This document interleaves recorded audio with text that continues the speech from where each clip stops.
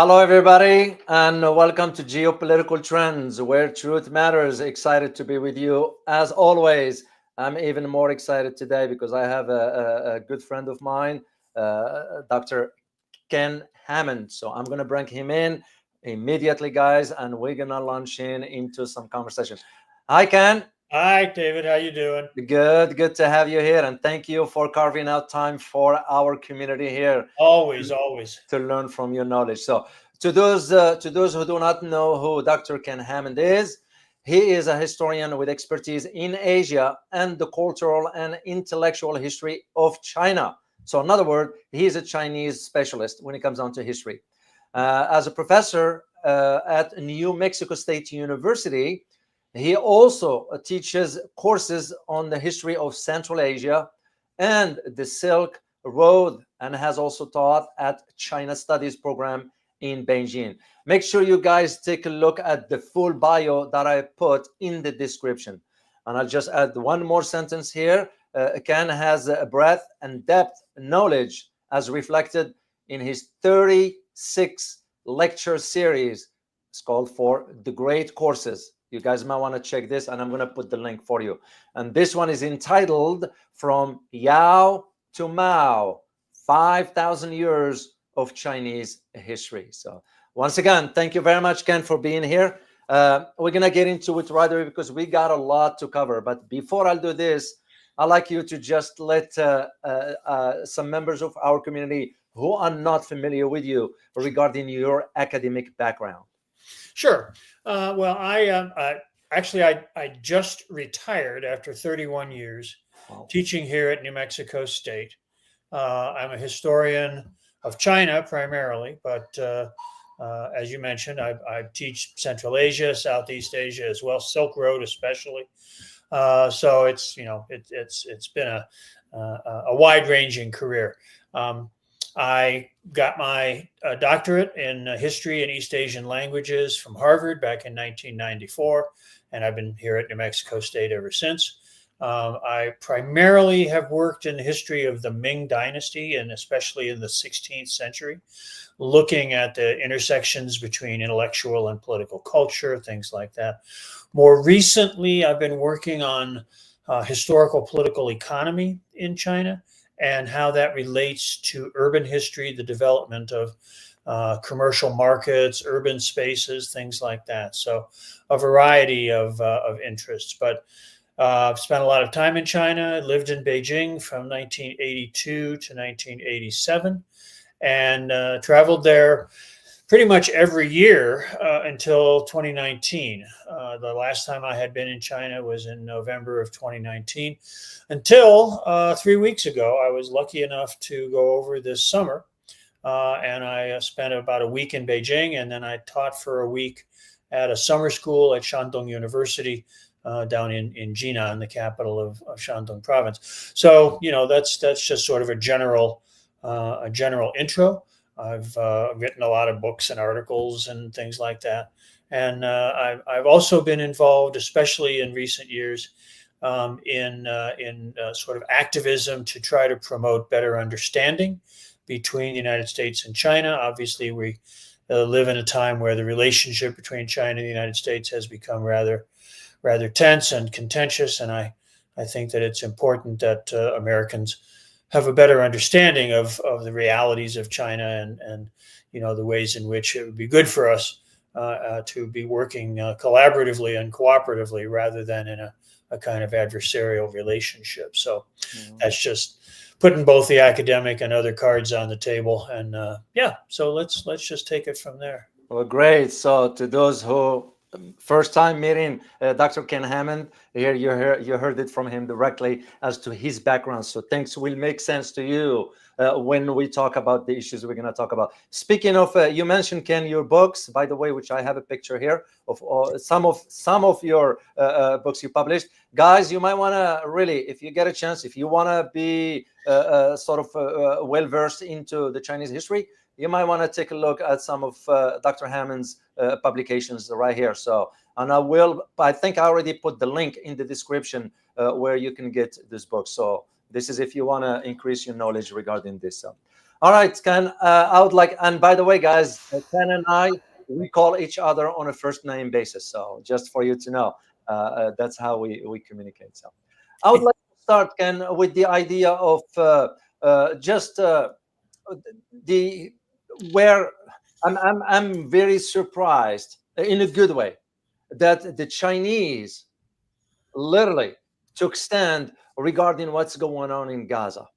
And this one was, in my opinion, a powerful display of how China wanted to sort of bring justice, fairness, equity.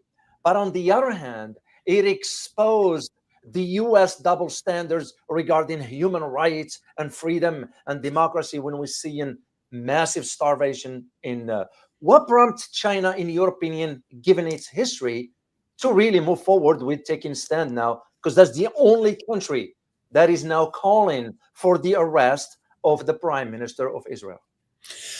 Well, I think China's position on Palestine and of course on the terrible things happening in Gaza right now is very consistent with their overall sort of foreign policy guidelines that have really been in place since the early 1950s. Prime Minister, Foreign Minister Zhou Enlai back in those days enunciated a series of principles that should underpin China's relationship with other countries, and of course at the heart of that was the feeling that people, especially at that time in the colonial world, who were struggling for independence, who were trying to regain control over their own countries, their own governments from European colonial powers, that people had the right to live the way that they wanted to live, to choose the kind of government they wanted to have, and to go about their business without the interference of outside forces and without being dominated by other people. And I think that for the most part, that those struggles were fairly straightforward. And of course, now we live in a world in which many former colonies are. I mean, there are very few places left that we would consider colonies, direct political colonies. But the situation in Palestine, the situation in Gaza, is one in which the Palestinian people have long been systematically denied their rights of self-determination, and now are being threatened literally with extermination, with losing their land, their livelihoods, and for tens of thousands, their very lives, in a situation in which the state of Israel is unleashing just this terrible campaign of genocidal destruction. And I think that China's position is to stand up and say, this is not right. This is against the principles of the United Nations. This is against simple, basic human rights and human decency, and they condemn it. And that's part of what has been an ongoing effort diplomatically by China to try to bring peace and progress to the whole region. They brokered a relationship between Saudi Arabia and Iran that reduced the tensions there. They had a meeting about a year ago in Beijing of 17 different groups, political groups active within Palestine, to try to bring them together into a possible post-war, post-invasion kind of political alliance where they wouldn't be contending with one another, but trying to serve the real interests of the Palestinian people. So China has been dedicated to promoting the interests of the Palestinian people and trying to, protect them or defend them, politically from the devastations being inflicted upon them. So I think this is a position that's, on the one hand, very consistent with China's overall diplomatic approach, but also, as you I think quite correctly note, it stands out in the world today, where governments have been very weak, I think, and very soft, certainly in Europe, and especially here in the United States, where our government is actively facilitating the Israeli activities, the Israeli invasion, and all that. So China's position, China's commitment to the rights of the Palestinian people, I think, is certainly admirable, and hopefully will be an inspiration and perhaps give other countries a greater willingness to step forward and say this has got to stop, and this is only the right way to approach things. Well, you're absolutely correct, Ken, in the key word you used as far as other countries being weak because that's the only other way to looking at it. So as I said earlier, I read this morning that China stated, and I quote here, and that's to me was the nail on the coffin for us here. It is what the Chinese, through its President Xi Jinping stated, and I quote: "U.S. has no right to preach morality when it's actively supporting genocide in Gaza." End of quote.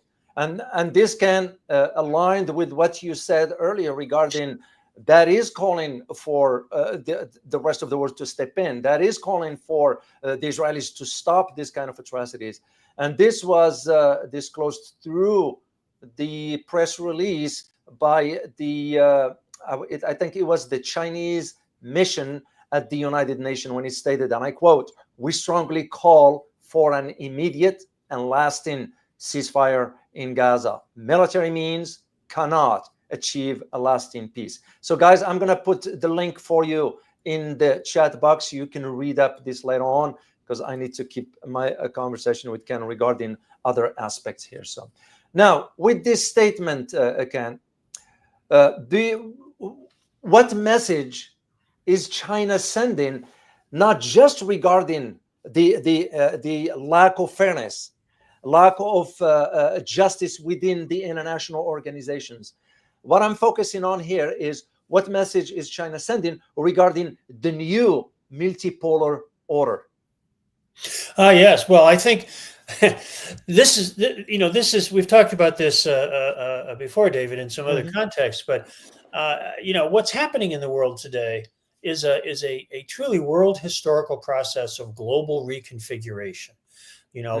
For 150 years plus, the world had been put into a system, a kind of arrangement in which the advanced industrial capitalist economies of Western Europe and North America really dominated every place else, either directly through colonial rule or indirectly through economic and financial manipulation and exploitation. And for a long time, of course, especially here in the United States, people had come to assume that that was just the natural order of things, that was sort of the logical culmination of a long process of historical development. And what we're seeing now is that, in fact, that's going to, in retrospect, historians of the future will look back and see that era of European domination or Euro-American domination was a passing moment, that it was based upon the outcome of the Industrial Revolution. It was based upon the ability of the Western powers to maintain a monopoly on modern industrial production technologies. And once that monopoly was broken, which began maybe 100 years ago with Soviet industrialization, and then post-colonial development in different countries, and most particularly with the incredible rapid development of China since the 1980s. We find ourselves in a world now where there's no longer not just a single center, but there's now many, many, many centers where China is certainly very important. India, Brazil, the countries that they call the BRICS countries. And that's a growing group. Vietnam is the most recent country to join.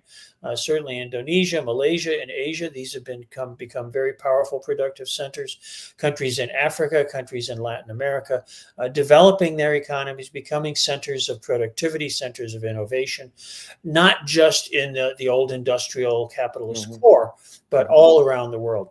And that's something, that process of global reconfiguration is something which is very uncomfortable for those who had been at the heart of the old system. They wanted to hang on. They want to hang on to the power, the privileges that they've enjoyed for a long time. And that puts us into a situation that's both very positive, in the sense that more and more people around the world are seeing their lives improved, seeing their economies grow, seeing their personal livelihoods, benefiting, but also the threat, the danger that these formerly powerful states, especially at this point the United States, the danger that they pose, because they don't want to relinquish their leading role. They don't want to relinquish the perks that they've enjoyed. And that makes for a very volatile and dangerous set of conditions. Well, you're absolutely correct on this regarding the center powers, and so because what I'm noticing is, and I'm sure you are aware of it, Ken, that yesterday was a meeting between the EU and who a delegation won over to China, meeting with the Chinese. Is this a concern for the Europeans that, you know what, the US is going down and we better start to think about plan B? But on the other hand, should China trust the EU? Well, those are two very good questions. I think yes, that the European Union and certainly individual governments in the more prominent European states are very concerned about what's happening with the United States. Both in terms of these sort of long-term historical trends, the erosion of productive capabilities in the United States, the financialization of the American economy and the Western European economies, where a lot of money is being generated not through the actual production of real value, but through various kinds of financial manipulations. And they're worried, I think, and reasonably so, that the United States is in an increasingly fragile position. That's a long-term historical trend. But they're also particularly concerned at the moment with the sort of reckless and unpredictable behavior of our government right now. With Donald Trump at the heart of that. Where you don't know from one day to the next what's going to be happening. You don't know what he's going to say or do, and you don't know whether what he says and does then will have any meaning or consequence, down the road a little bit. So much of the present political situation in America is kind of a political theater, a sort of performative playing out of rhetorical issues that he created in his campaigns that are very much disconnected from the economic realities of the country as a whole, and certainly from the lives of ordinary Americans. And I think the Europeans look at the United States today. I just spent earlier this year a month in Paris, and the feeling in France, and I think in much of Europe, is just one of people kind of scratching their heads and saying, what the heck's going on? So I think that they're very worried about the future course of action of the United States. But there's also, as I say, a recognition of these long-term trends where America is no longer going to be the sole dominating power in global affairs. So they look at China and they see that, China is expanding its economic influence and is actively working with countries in Asia, Africa, Latin America to create new relationships, new infrastructure for economic activity that's outside the sphere of American domination. And so European leaders, I think, that are far-sighted and pragmatic are looking at that and saying, we don't want to put all our eggs in the American basket anymore. We want to find, in a sense, as the economic advisors always say, diversify. So they're looking to maintain and develop better relationships with China. Whether China should, sort of rely on that, I think also remains an issue because there's disunity within the European Union. Germany has one sort of position. France has a little bit different position. Some other countries, go off on their own. It's hard to know exactly even what Europe's going to do. And I think the Chinese, if nothing else, are super consistent. Not just like as we talked about with their sort of diplomatic policies, but they're very clear. They have these long-term perspectives. They still produce these what they call their 5-year plans. They're working on the 15th 5-year plan right now, and they just have a whole different approach to these things. That's much more reliable, much more predictable. And I think that many countries around the world look at China now as a force for a stable and prosperous future in a way that America and even Europe simply no longer are. Well, for sure, Ken, because when you see both conflicts, the one in Ukraine, between Russia and Ukraine, and of course what's going on in Gaza, the Europeans are kind of weak. That's the only term I can use. They look so pathetic because they couldn't take stand. And now, to me personally, the way I look at it is this pivot towards China It's just because they want to save their economies. They Yep. know they are going down the drain as the US impose the tariffs, and that's what I'm saying. Why should China trust them? And Yeah, well, I think China will conduct itself vis-a-vis Europe yeah. in a way that I think is based upon their certainly their own historical experience. Hmm. They certainly don't have any sense of a long-term sort of debt or obligation to the Europeans, given the way that European powers exploited China, during the century of humiliation and the sort of semi-colonial era. Hmm. So there's no. It's not that there's a really close emotional relationship. Hmm. But China wants to develop its economy, and China wants to trade with Europe, and I think that they will engage with Europe to the extent to which Europe is going to play it straight. But they don't want to be sort of they don't want Europe to cop an attitude with them. They don't want Yeah. Europe to be sort of taking a position of we're going to tell you what to do. We're going to tell you how you should conduct your internal affairs. People should let China be China and let Europe be Europe. And if to the degree to which they can find common ground to work together, that's great. But I don't think China's going to be like, oh, now Europe's going to be our best buddy. Yeah. China identifies with the developing world. It identifies with people, other countries, other peoples that experienced that period of humiliation and exploitation and colonial domination.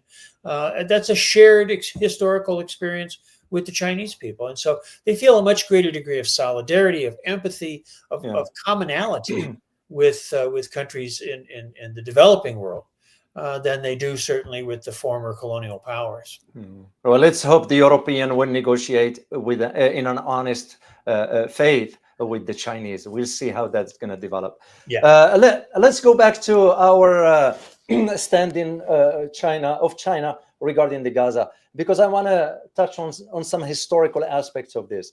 The first one is China taking this stand because of what happened to China itself, with what the Japanese have done to the Chinese?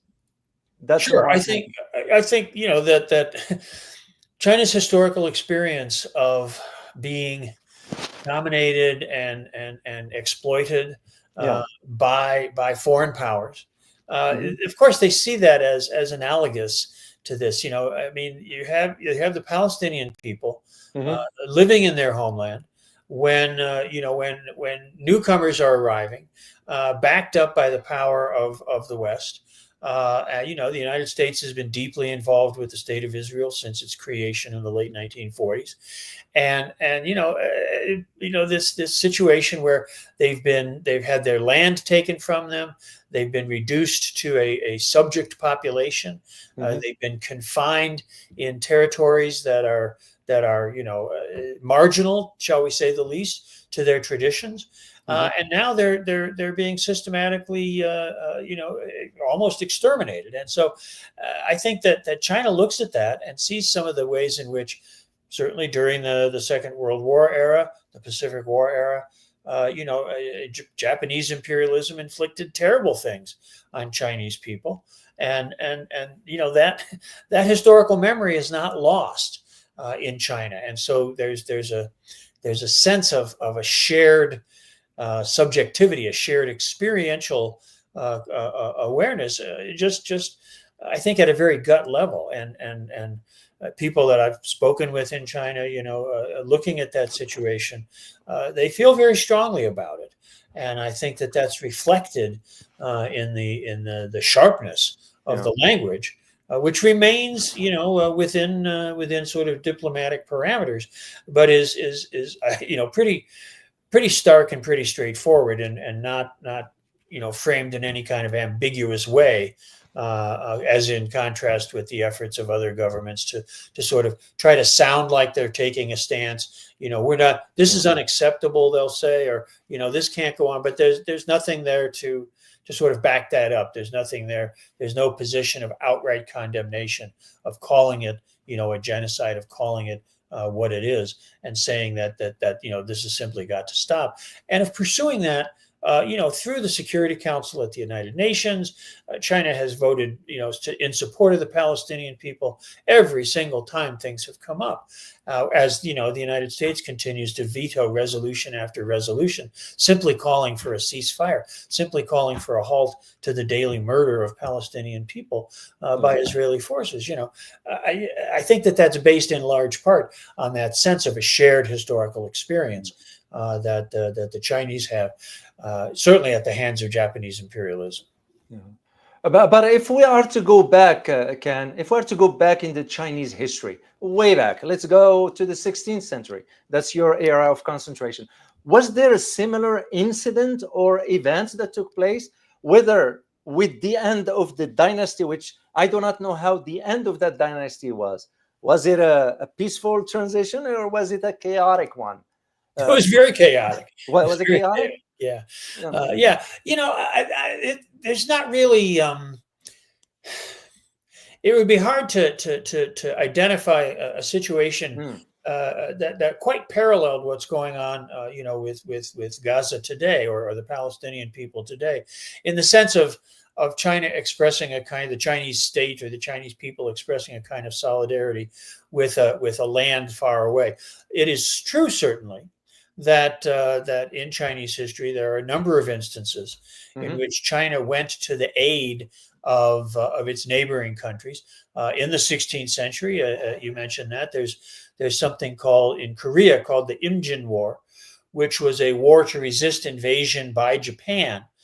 Japanese forces invaded Korea in around 1590, and there was a war there for the next 8 years. And China sent forces to support the Koreans, to fight side by side with the Koreans, and to help them to resist the presence of the Japanese. In the 17th century, there were invasions of the Tibetan region by forces from Nepal. And again, the Qing dynasty at that point, not the Ming dynasty in the 16th century, but the Qing dynasty in the late 17th century, sent military forces up to help support the local authorities in Tibet in resisting an invasion from outsiders there. So there are certainly instances in which throughout Chinese history, I mean, those are just instances that I'm more familiar with, but even in other periods where Chinese governments did take direct action to try to support people, with whom they had a sense of solidarity, identity, shared responsibilities, things like that.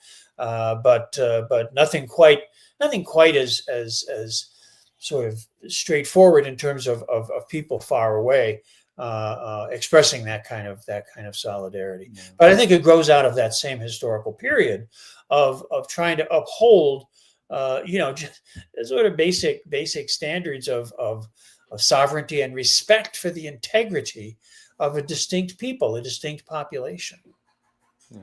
And this is why I'm always confused as to why the U.S. Well, of course, we are not old enough to understand this old history. 260 years since the foundation of the U.S. It's not long enough to understand. And this brings me to that point regarding Taiwan. Why are we still pushing a narrative that is not true regarding, if we go back into the history and understand the links? I went to Taipei, and I asked some locals there, just out of curiosity, of course, to those who were able to speak English with me, and they're like, well, yeah, the ancestors are tied to the Chinese history.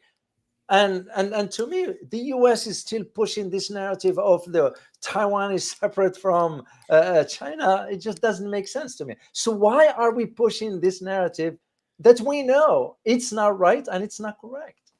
Well, of course, it's only one of a number of such narratives, narratives about different issues around China that are quite frankly, they're designed, they're intended, I think, quite consciously by American political elites to demonize China, to create an atmosphere in which the kind of actions that the American government has been taking in terms of not just tariffs, but sanctions, embargoes on certain commodities, both things like chips, that have been talked about, things that we won't let the Chinese buy from us, but also things that the Chinese have, like electric vehicles, solar panels that are highly effective, highly efficient, and low cost, that Americans are not allowed to buy from China.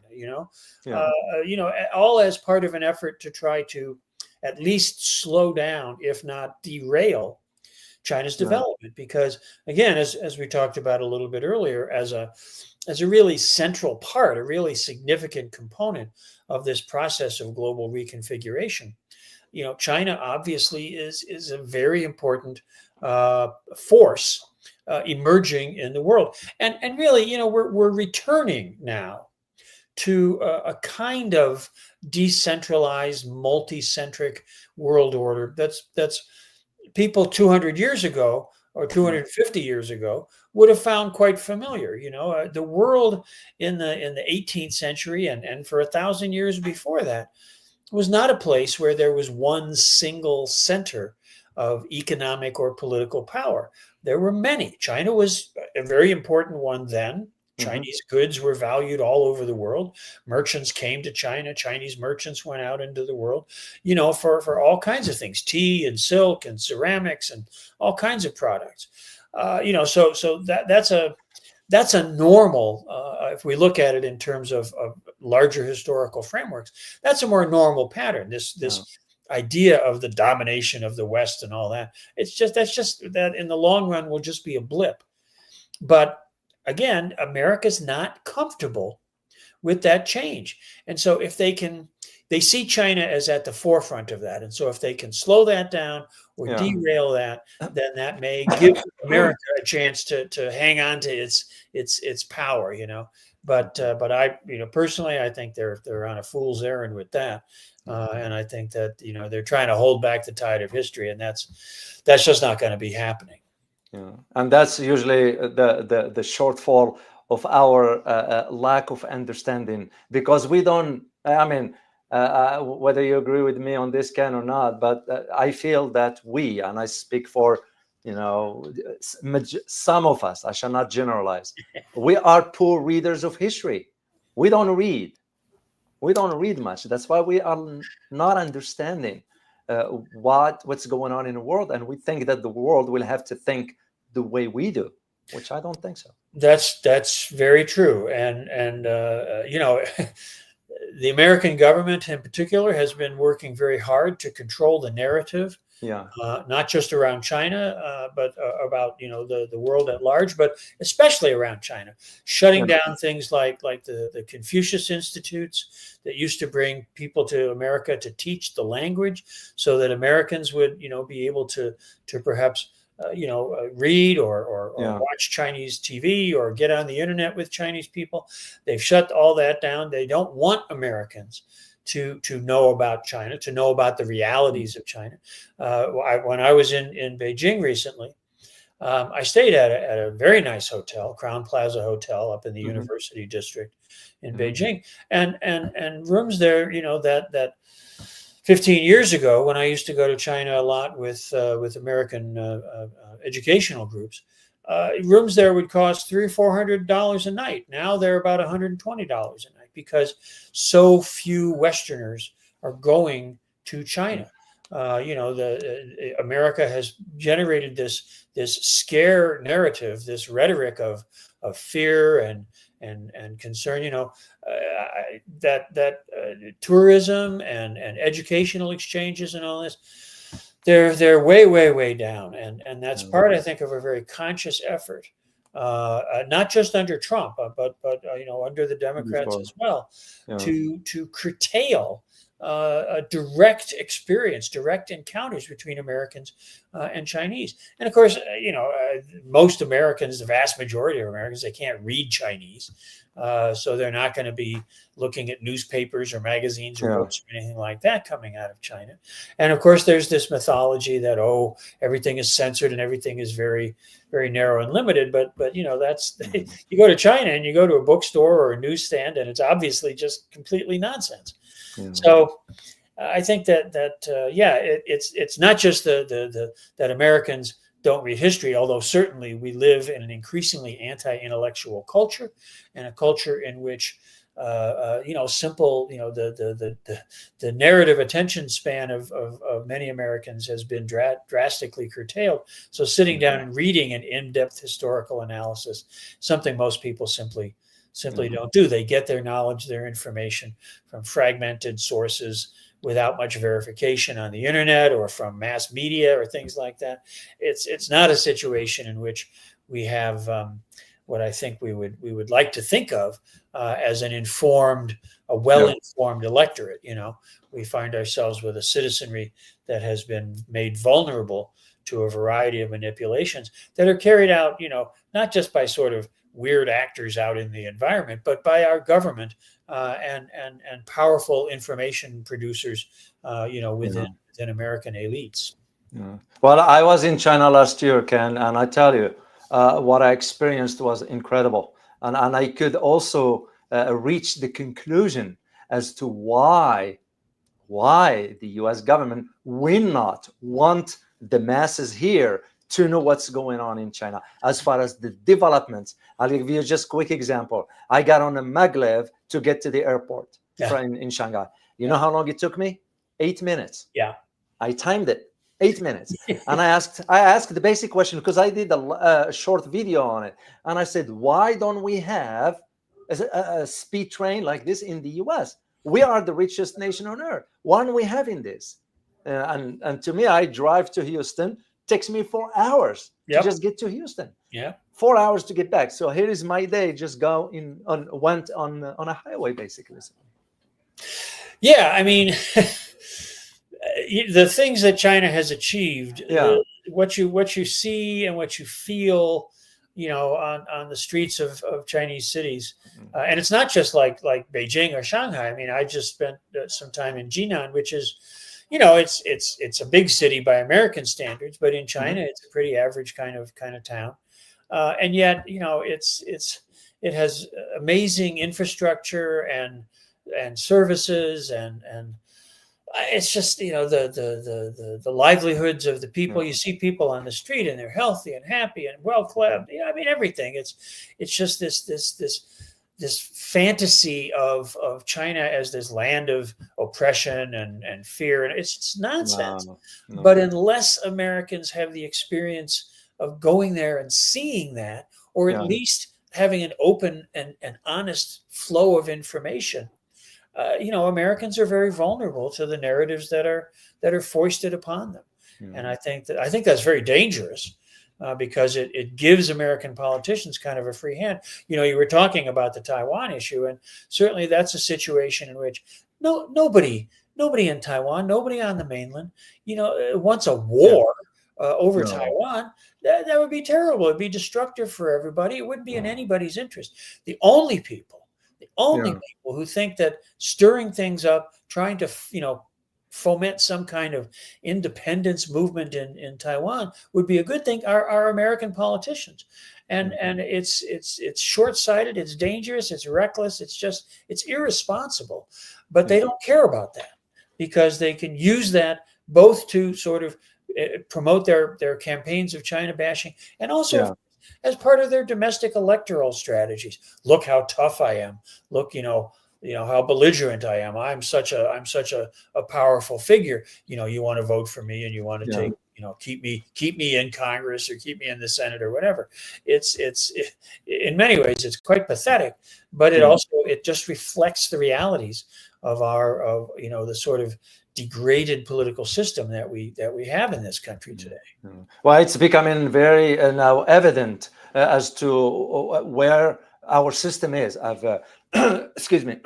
I've always said, Ken, that our system is corrupted to its core. Because again, when I went to China, I saw with my own eyes, and I saw that a system that is working for the benefit of citizens. When I was walking in Shanghai, I hardly ever seen anybody who looks angry or looked tense, whatever. Everybody just relaxed and kind of like they just going about their day and living it. Some even Westerners were saying, oh, no, they are afraid. And I say, afraid of what? They are not afraid. What they are doing is the people are letting the politicians manage whatever needs to be managed, to the point that the government is doing what it's supposed to do for the benefit of the citizens. We don't have that here. And I said to this individual, that is the difference between what you are being fed versus what the facts are on the ground. So, and No, I think that experience of being on the streets, being yeah, in town in China, it's just so radically different than the mythology that's promoted here. Which is not to say that there aren't problems in China, that of people don't course. have their concerns, their anxieties, especially young people, about their futures and work and all that. I mean, China is still it's still a developing country. It's still a work in progress. That they have a lot of challenges ahead of them, but it's a country in which they're facing those challenges in a way exactly as you say, where they at least try very hard to put the interests of the people first. And everybody here knows that that's not what happens here. That the elites take care of themselves, and there's a little bit of crumbs from the table that are passed along, but fewer and fewer these days. As our economy heads deeper and deeper into trouble, the kinds of benefits, the kinds of trickle down that used to keep Americans sort of basically content, those have eroded. And I think a lot of the frustration that we hear in American politics today, although it isn't articulated in terms of those economic issues, it's articulated in terms of immigration or gender issues or what the so-called culture wars, all that stuff. But a lot of that is because of the erosion of the quality of life and the economic pressures that Americans are feeling. And you look at China, and of course it's because China is a rising, dynamic, expanding, growing economy, and America is a declining and increasingly inequitable. China, certainly has inequities in its economy. The distribution of wealth is not as equitable as people would like it to be, and as their own rhetoric suggests that they want it to be. But they know that they're working to improve things, and they know that there are massive efforts at redistribution of wealth, making sure that where wealth is generated, at least significant portions of it are dedicated to promoting the interests of ordinary people. And here we know that the vast majority of wealth that gets produced simply gets siphoned up to this Elon Musk elite that doesn't really give a damn about how ordinary people are doing. And the contrast, I mean, you just feel it. As well as obviously being able to observe it, sort of materially around you. Well, you're absolutely correct, Ken, because I look at it as an average citizen, look at it just where the prices of goods are, with the inflation going up, with this ill-conceived policies of Donald Trump regarding tariffs that end up backfiring on us. It's not the Chinese. The Chinese GDP, by the way, rose to about 5.4, despite the tariffs, and makes you just wonder, why are we getting into some failed policies? Why are we even voting for unqualified, unfit individuals for office? Because it became clear to me we are having, I won't say just we, the collective West is having a leadership deficiency across the board. That's the way I see it. No, absolutely. I think that, I mean, it's ironic because, of course, what people who voted for Trump because they were fed up with the Democrats, now they're hopefully seeing that Trump too is serving the interests of the billionaires and putting into place policies which are hurting ordinary people and are going to hurt them a lot more in the months and years to come. But that makes many people very cynical, and it makes people withdraw from politics, simply not vote. What difference does it make? And that leaves the field to the most self-interested, the most corrupt, the most power-hungry people in the country, who then use the government to benefit themselves and their cronies. And because people have become so cynical and so passive, they can get away with that. They just go on looting us in ways that are shameful. But again, in China, people are it's not that it's a society where everybody is actively out there doing politics every day. No, of course. But they have so many mechanisms by which people can express themselves through through hotlines and through internet and through their community meetings and things like that. It's the sort of feedback loop, if you will, between the people and the leadership is so much more active and so much more dynamic than here, where people just feel totally cut off and abandoned by the people who theoretically make all these promises to us and then simply walk away from them. It's kind of it's a challenge, to say the least. Well, at least for the Chinese, because to me, I did share it with the community when the Chinese court sentenced Zhang Zuolin, who was a former vice governor of the Southwest China's Yunnan province. They sentenced him to life imprisonment. And why? Because for accepting bribes worth almost 122 million yuan, the equivalency of about 17 or 18 million dollars. So to me was clear that just because he was in possession of power doesn't give him the right to just get involved in whatever. They end up sending the guy to prison for life. Something we don't see in our system. No. The anti-corruption campaigns in China that have been going on really for a dozen years now. They remain very, very intense, and they've taken down people at very, very high levels. No one is above the law in a sense, in that sense, certainly in China, and again, the contrast where the kind of cronyism and abuse of economic power in this country, it's so shameless now. I mean, Trump, of course, is the worst, but it's hardly limited to him and his crew. It's just, again, it's such a stark contrast. But people have been made so cynical that they shrug it off and they think, well, what can you do about it? Well, you can change it. You can make people be responsible for their actions. You can transform the relationships of power that we have and make it into a system that's going to serve ordinary people's needs.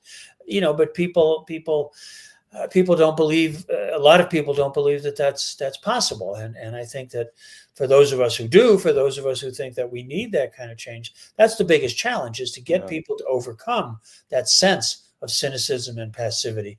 But again, that's drilled into us every single day through media and through the rhetoric of politicians and all that. That you have to rely on us. We'll take care of you. Take care of it. Where in fact they're just taking care of themselves.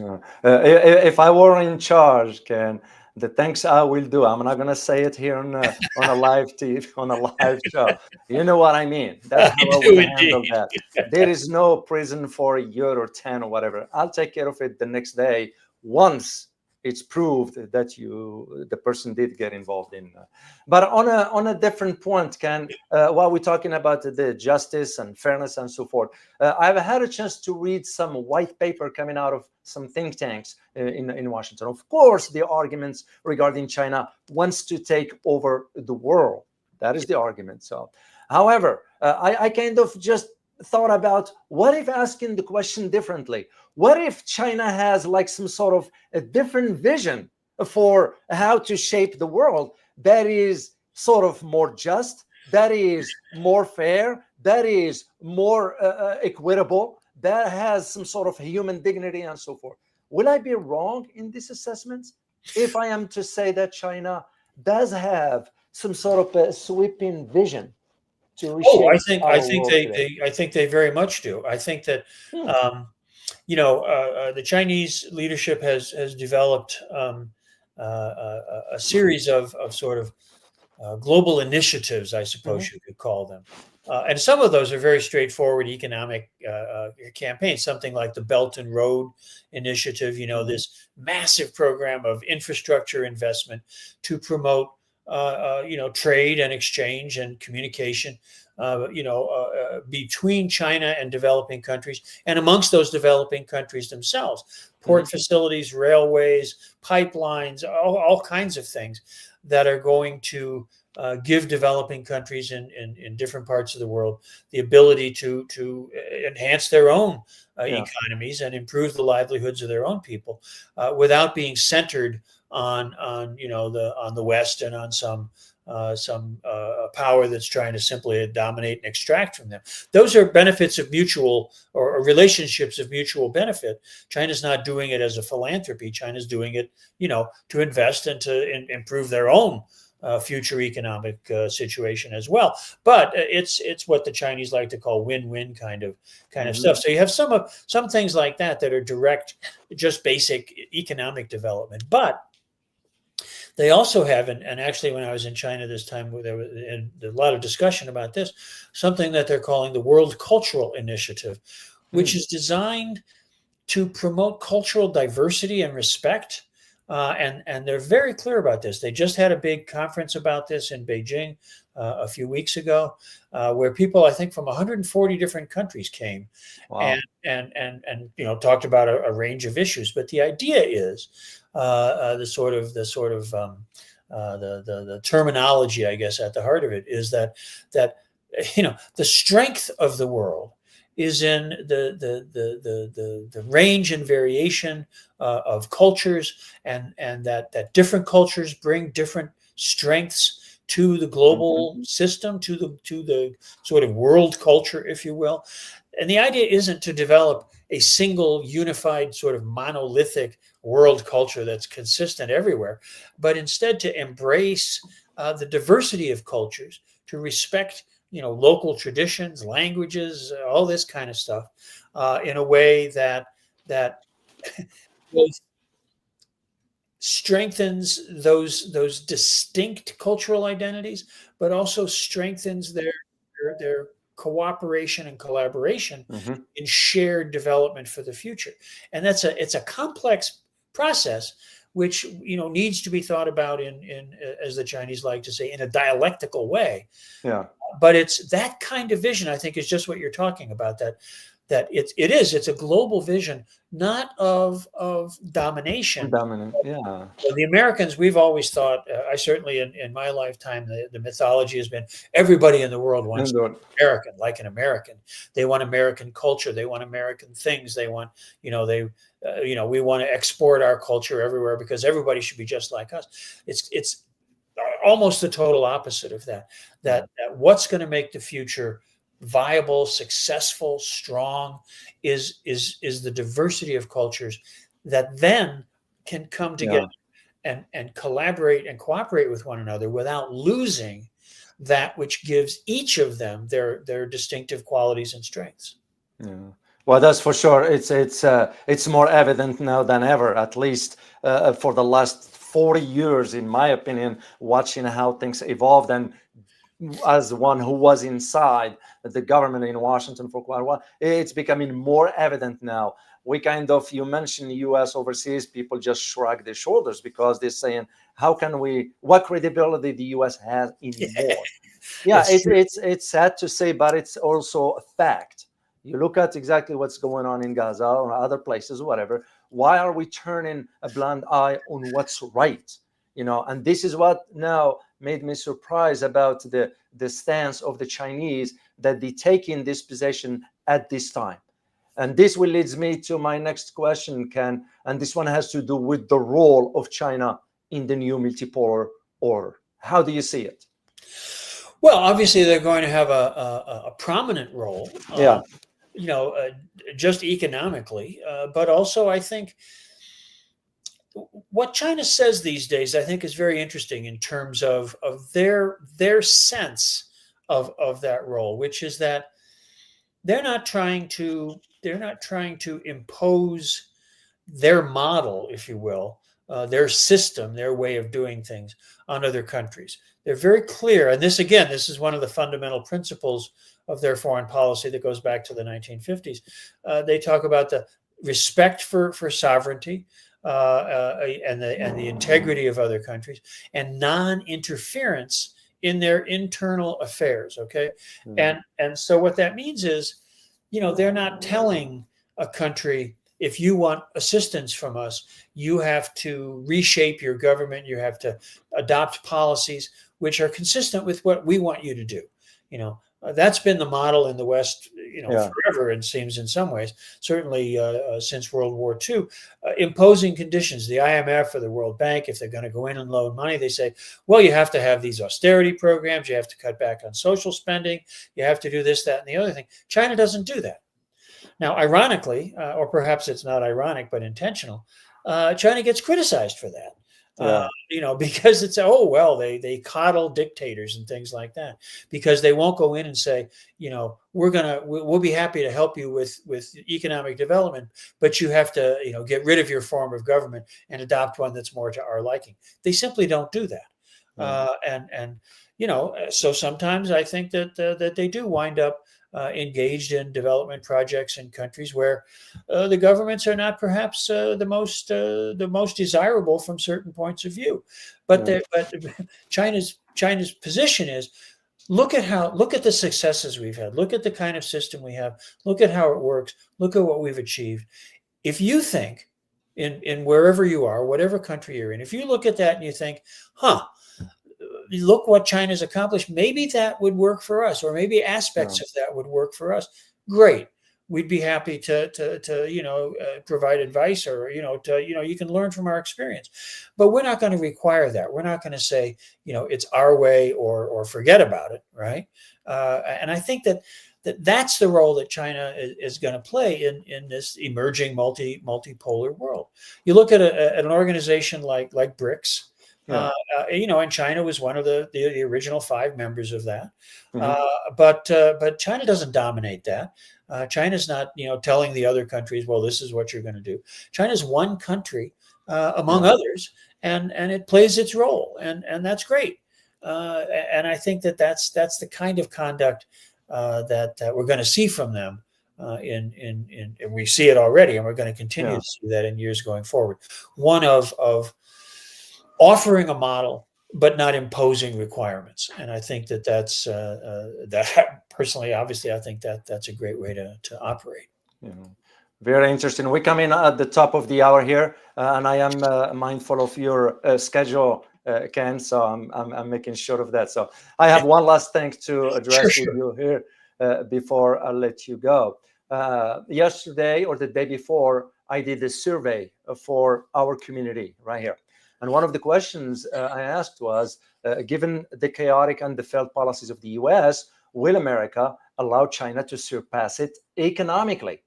Yesterday, believe it or not, Ken, it was 48% said no, 48% said yes, and I think about 8% said, I don't know. This morning I checked it.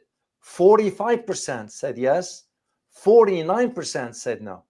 And I'll ask you the same question, Ken. How do you see it moving forward?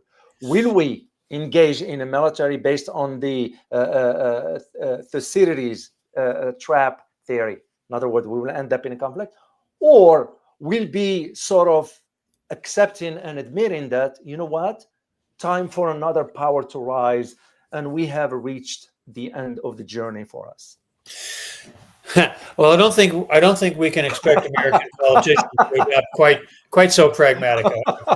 But I was hoping. Well, we can keep our fingers crossed. But I think that I don't think that military conflict with China is inevitable. I don't think it would be in anybody's interest. I don't think it would benefit the United States. I don't think it would certainly, obviously, it would be a bad thing for China. I think that at this point, if military analysts in the Pentagon are paying any attention, they have to realize that a war with China, a serious war with China at this point, not some proxy thing somewhere, but a serious war with China is unwinnable. for the United States. We could inflict a lot of damage on China, and if that's the objective, some sort of nihilistic, if we can't run things, we're not going to let anybody else do it. It's not impossible, but I would hope that cooler heads would prevail. But I do think that the policies the United States is pursuing right now are quite provocative and quite dangerous, because wars don't always break out because countries choose to have them. All we have to do is look back at the history of the First World War and the way in which that simply spun out of control. So I think that China has been remarkably restrained in its responses to American provocations. But I think that things can go off the rails in unanticipated ways, and I think that the current posture of the United States is a very dangerous one. Mm-hmm. So I don't think that war is inevitable, and I certainly hope that it will not take place, because it'll be devastating for all of us if it does. But I can't rule it out as something that, oh no, I don't think that's ever going to happen. I think it could, and I think that some of the work that we as citizens need to do in this country is to try to prevent that from happening, to try to keep our leaders, if we call them that, the people who hold power, from embarking on that kind of reckless and doomed kind of adventure. So I think that the U.S. will wish to do whatever it can to thwart China's rise, to prevent China surpassing the United States economically, although in many ways they actually already have. But I think that moment is past in many ways. 20 years ago, sure, maybe they could have done something that would have thwarted China's development, but not now. Too late. That train has left the station. The dynamics of world history, this process of global reconfiguration that we've talked about in the course of the hour, that is a deep structural change. That it's not just a matter of China and the United States. It's a change in global relationships. You're not putting that genie back in the bottle. This is something that's happening. It's going to continue to happen, and trying to stop it it's like I forget, the King Canute or somebody in British history trying to hold back the tides. It's just not gonna happen. So what the United States hopefully will recognize is that the path forward that would be of most benefit, not just what would be great for the American people, but even for the elites, even for their own narrow little self-interested brains, would be to cooperate with China, to collaborate with China, to seek the common ground in which we can share in development, we can share in future growth in ways that are going to benefit people at the top and at the bottom, and maybe even be sustainable and help to save the planet. Because otherwise, it's going to get super ugly for everybody. Well, on that note, Ken, I am hoping that some politician in Washington is watching this video, at least this part of it, to hear what you had to say. So thank you so much for sharing your knowledge with us. We truly, truly appreciate you. On behalf of the entire community, I say thank you, Ken, and we look forward to having you next time. Well, it's always a pleasure to have these conversations, and I look forward to our next round. Thank you very much, my friend. Okay, bye-bye now. Bye-bye. Guys, hope you enjoyed listening to Dr. Ken Hammond. He's a wealth of information. Once again, just make sure you go to the description of the video, and I put a full bio there along with the books and everything. Dr. Hammond is someone you truly want to listen to what he has to say. Remember to join me tonight at 1900 hours for my conversation with Gaza. I'm going to put the link for you in the I'm going to put the link in the chat box here for you guys. And I look forward to seeing you at 7 p.m. 1900 hours Central Standard Time. So as always, remember, geopolitics impacts your daily life. Till next time. Bye-bye.